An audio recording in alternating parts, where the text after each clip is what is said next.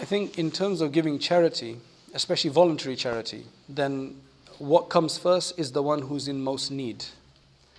So generally, it's the one, generally when you hear the guidance in terms of who you should give charity to, it's generally about who's in most need, which area is in most need.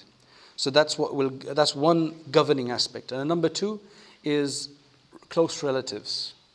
So the closer your relatives and they're in need, is better to give them than to give somebody more distant. So based on that, you can try to figure out who to give it to. What I would suggest though, is that at the end of the day, we as Muslims, if we start saying that don't give anything to cancer research, then don't Muslims get cancer? Don't Muslims have cancer? We have cancer as well, right? At the end of the day, the benefit of that will, any legitimate non-Muslim charity that is working for the benefit of humanity in general, then I believe we should give them something.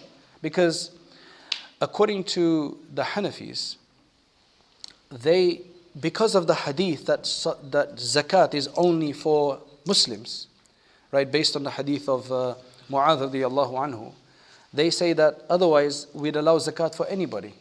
But zakat is generally restricted to only Muslims. But nafil charity and even sadaqatul fitr can be given to non-Muslims. Right? So it's sadaqatul fitr can be given to poor non-Muslims. So I would say that yes, you give your main charity to the poor Muslims of the world, because that is something you have to do. But I don't think we should deprive the non-Muslim charities, especially if they're working for humanity, because we're going to take benefit from that as well. I lost my mother to cancer, rahimahullah, right? So at the end of the day, you're going to get the benefit from their research that they're going to do. They have to be legitimate. Of course, not every charity out there is legitimate. And the other point I want to make just about direct debits is that what happens with direct debit is, again, it's that thing about doing something out of routine and then really doing it with your mind. The benefit of doing direct debit is at least you are doing a donation every month. So it's going and it's accumulating, even though you will forget about it, right? You're not going to look at your balances every month. So if your money is just coming in and £20 is going, £30 is going.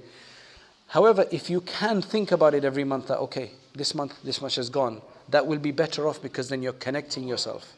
But at the same time, it's very good to give a direct debit, because otherwise we'll forget to give every month anyway. So inshallah, we'll see the benefits of that in the hereafter.